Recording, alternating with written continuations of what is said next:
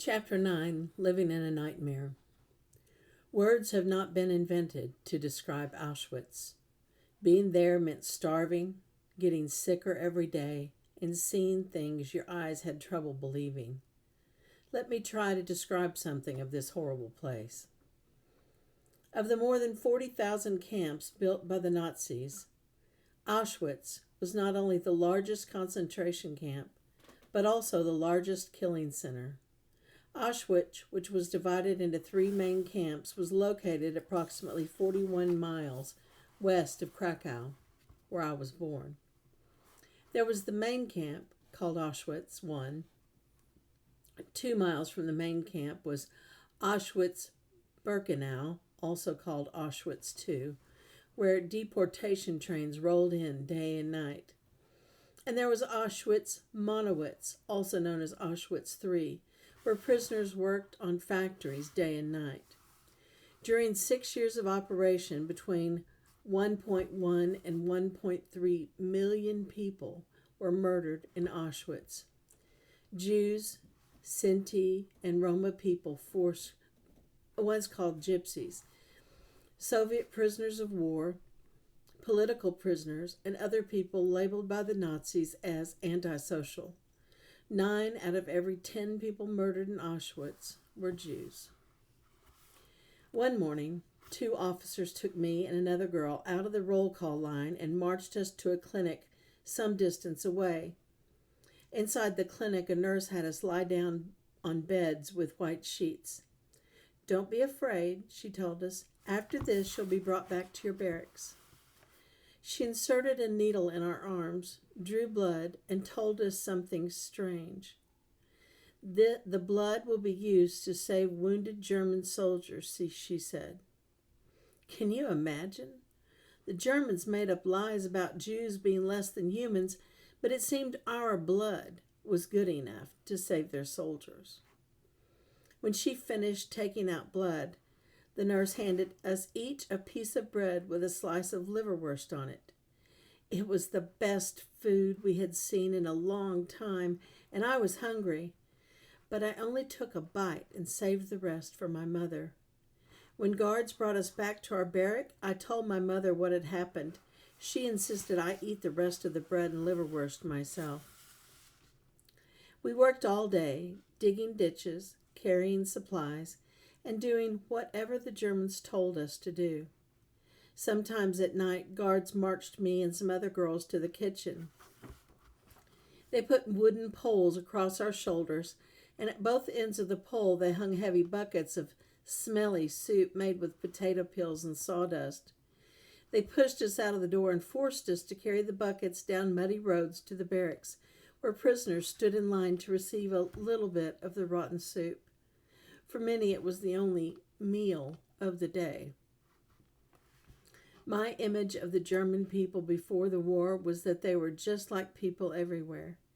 Teachers, bus drivers, plumbers, electricians, normal people, fathers and mothers, brothers and sisters.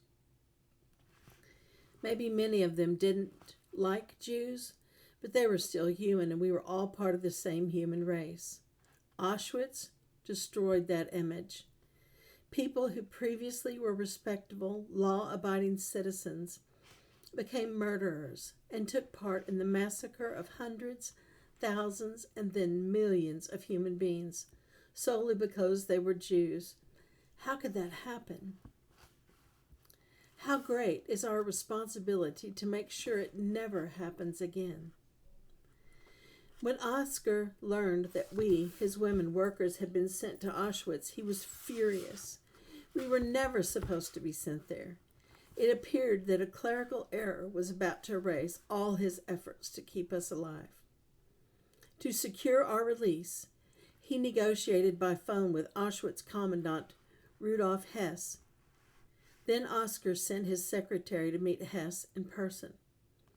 "These women are experts at their jobs," the secretary explained to Hess. "They are highly trained and irreplaceable. I'm sure we can come to an agreement as to have them sent back to the factory." The secretary then put a bag of precious diamonds on the table. Hess pocketed the diamonds, signed a sheet of paper giving permission for the Schindler Jews to be shipped out. Oscar had again saved us from destruction. The secretary handed the commandant a list of all the women who should be sent to the Amalia factory in Czechoslovakia, and within hours we were marched to the railway station and once more pushed into cattle cars. The guards shut the big wooden doors and the train departed. We had been in Auschwitz only 3.5 weeks, but it was long enough that most of us were sick and starving. One of the girls in the cattle bar was burning with a high fever. She lay her head in my lap. I put my fingers through a hole in the side of the boxcar, grabbing a few snowflakes, and I rubbed them on her lips. Hours later, the train stopped and the doors opened. We were in Brunlitz, Czechoslovakia. There on the platform stood Oscar, wearing his fancy green Tyrolean hat.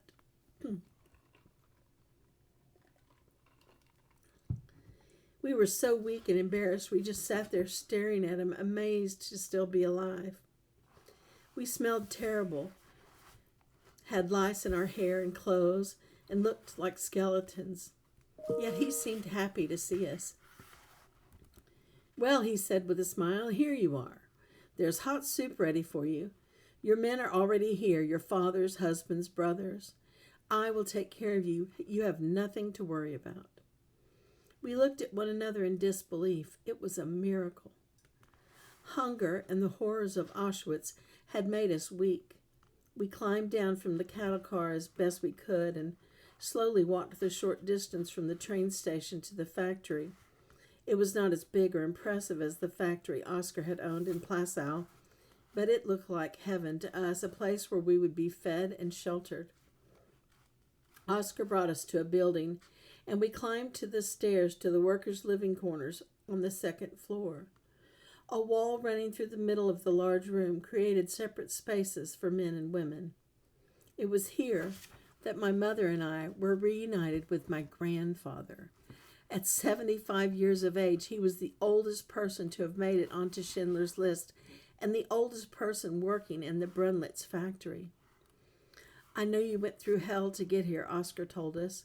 "This is in the past now.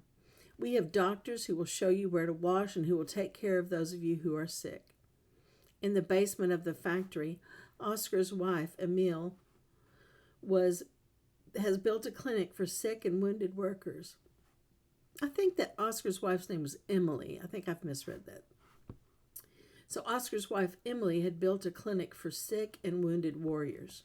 She instructed the doctors who came from the prisoner population to bathe us and rub disinfectant powder over us to get rid of the lice. This was important because lice carried deadly diseases such as typhus. After 3 days in the clinic, we were free of the lice. Often I've thought back on those days and marveled at how Mrs. Schindler was like her husband, not a good Nazi, but a good person. By using his influence and wealth, Oscar rescued nearly 1,200 Jewish women and men. These were people who, thanks to him, escaped the fate of the other 25,000 men and women and children of Plaszow, who were sent to their deaths in the gas chambers of Auschwitz and other death camps. He performed this miracle just in time. 1 day more in Auschwitz, and we too would have been killed. These days, when I speak with students, someone will ask me, "Why didn't you try to escape?" It's a good question. But how could Jews during the Holocaust escape when there were machine guns pointed at them and patrol dogs ready to pounce? Besides, there was no place to escape to. All around the camps were non-Jews who hated us and who were cooperating with the Nazis to murder us all. Some people did try to escape, young people in particular who had the strength to run away. A handful succeeded. But if any of the non-Jews living near the camp saw them, they called the police. The police hunted them down and shot them on the spot. For those of us so fortunate to work for Oscar, we never thought about running away. I will give you another example of how well he cared for us. Oscar and Emily owned a villa located close to their Brunlitz factory. But Oscar knew we were terrified the Germans would arrest us during the night and send us to our deaths. To calm our fears, he never slept in his beautiful villa. Instead, he slept in a small office on the ground floor of the factory, keeping watch over us. For 9 months, up to the day we were liberated by the Russians, my mother and I led a sheltered and protected life under his care. Emily deserves just as much appreciation as her husband. If any of us were sick, she took care of us. She went to the nearby village to look for extra food and find Farina cereal to cook for younger ones like me. She outfitted the clinic with medical equipment purchased on the black market. Some of the prisoners were already dying when we arrived in the Brunlitz factory. One was an older woman who succumbed to a heart attack. The other was a young girl who died of cancer. Oscar and Emily arranged for them to receive a proper Jewish burial in a secret graveyard behind the factory. They even noted the spot where these women were buried so that after the war their bodies could be found and relocated to a Jewish cemetery. Such kindness toward Jews was illegal under German law, but the Schindlers didn't care. We knew how lucky we were. For every Jew saved by Oscar and Emily, there were tens of thousands who did not survive. One cold day toward the end of January 1945, Oscar and Emily learned that a train carrying prisoners had stopped at a nearby station. The boxcars were rumored to be filled with Jewish slave laborers from a factory named Goleschau, a sub-camp of Auschwitz. When the Russian army approached from the east, the Germans closed the Goleschau factory and transported the Jewish laborers by train to a smaller camp on Czechoslovakia. But the train was delayed for more than a week, and all the while, 96 Jews were locked in freezing boxcars without food or water. Years later, Emily explained what happened next. The locks on the boxcar doors had frozen shut. When the locks were cut and the doors opened, the scene was a nightmare almost beyond imagination. Emily wrote in her memoir, 13 of the boxcar's prisoners had died, but the others were still breathing. The Schindlers brought all the prisoners still alive to their clinic, and Emily worked around the clock trying to save them. In the morning, she went to the train station with suitcases full of vodka. When trains arrived, she traded the vodka for as many medical supplies as she could get from train passengers, and then brought the supplies back to the clinic. Next to the Schindlers' factory was a grain mill run by a family named Daubeck. Emily went to see Mrs. Daubeck and explained that grain from the mill was desperately needed. "I want to see that our Jewish workers don't starve to death," Emily explained. Mrs. Daubeck agreed to help, and Emily returned to the factory with sacks of grain and semolina flour. In the clinic, she carefully fed her patients from the Goleschau train. After not eating for so long, they could digest only one spool of porridge at a time. Eventually, thanks to her care, most of them survived. Those of us who survived the Holocaust as Schindler's Jews remember Mrs. Schindler with as much gratitude as we do her husband, Oscar. Meanwhile, Oscar continued to spend all his money buying food to keep us alive. He also had to feed more than 100 German officers who were assigned to guard his factory. To keep the officers friendly, he gave them expensive alcohol and cigarettes. All of us working in the factory wondered the same thing. How much longer would his money last? And what would happen to us when it ran out? Chapter 10, 1944 to 1945, War's End. By January 18, 1945, it was clear that Germany was about to lose the war, and the Nazis decided the time had come to murder all remaining Jewish prisoners. We learned later what happened to the prisoners in Auschwitz. Guards lined them up in the front gates and force-marched them to camps in Germany and Austria. This was one of the worst winters in history, with temperatures dropping to 30 degrees below zero. About 60,000 prisoners departed in columns 5 across, long lines of miserable, freezing human beings made to walk for their lives, death marches as they were called. For days, prisoners marched through the piercing cold and snow. Whoever was too exhausted to continue walking was shot and left to die by the side of the road. That would have been our fate if not for Oscar. While other prisoners were freezing and starving, we were safe inside his factory. But now, Oscar was in trouble. The Russian forces coming to liberate the camps would not see him as a hero the way we did. They would see him as a Nazi businessman who manufactured ammunition for the German army and had concentration camp prisoners working for him. He would surely be made to stand trial and possibly be hanged for war crimes. The time had come for him to flee. In May 1945, with Russian soldiers only a day away, Oscar called for all his workers and all the German guards to gather in the factory. First, he spoke to us. "My children," he said, "you are saved. Germany has lost the war." He then added that we not go into the neighboring houses to steal anything. "Prove yourself worthy of the millions of victims among you and refrain from any individual acts of revenge and terror," he said. Then he turned to the Nazi guards and began by thanking them for being humane toward his workers. It was a good strategy to compliment them, because they were Nazi soldiers and quite capable of killing us all off before the Russians arrived. "You have a choice," he told the Germans.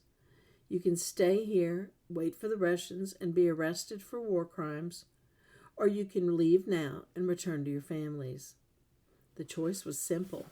Since no one from the German government was there to stop them from leaving, they all turned and walked out of the factory.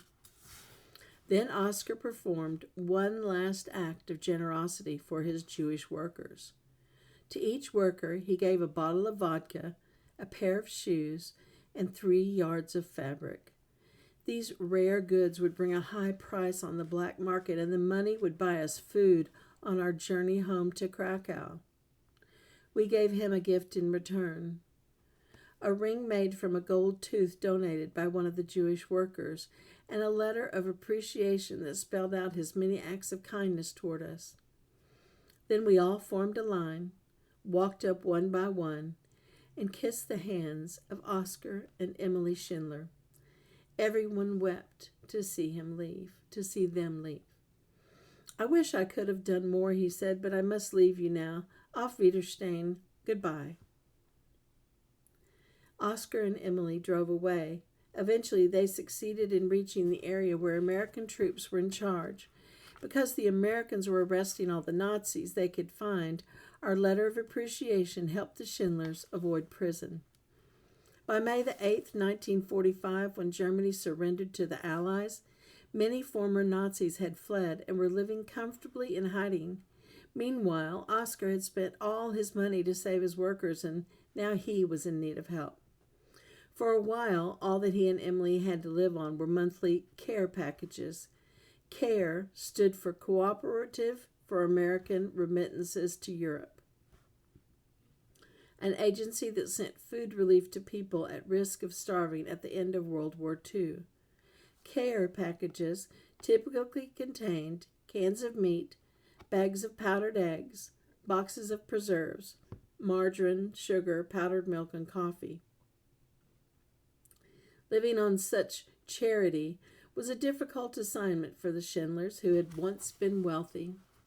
Eventually, the Jewish community found out that the man who had saved more than 1,000 Jews was himself in need, and leaders of Jewish relief organizations realized they had to do something to help him.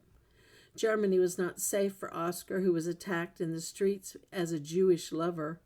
In 1949, Jewish organizations arranged for Oscar and Emily to relocate to Argentina, where there was business opportunities and where they could start life anew. For a while, Oscar tried to open a factory in Argentina, but his health was not good and the business failed. In 1957, he went back to Germany, where the Jewish community supported him with monthly checks. In 1964, he suffered a heart attack, and his health never recovered.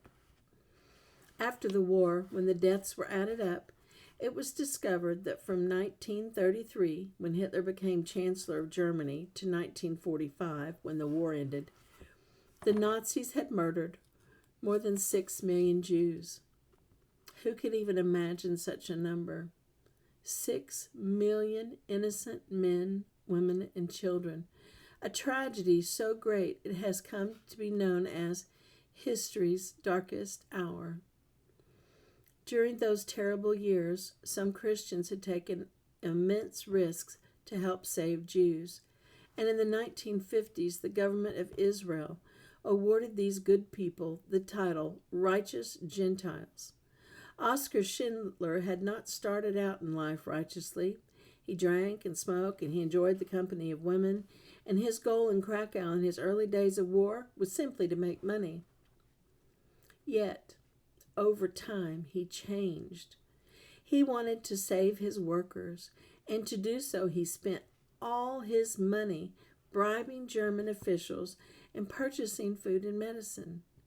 He risked his life and went broke to save me and more than 1,000 other Jewish prisoners. Before he died in 1974 at age 66, he asked to be buried in Jerusalem, the holiest of cities for Jews. Emily died in Germany in 2001 at age 94. In 1993, the government of Israel recognized Oscar and Emily Schindler as righteous Gentiles.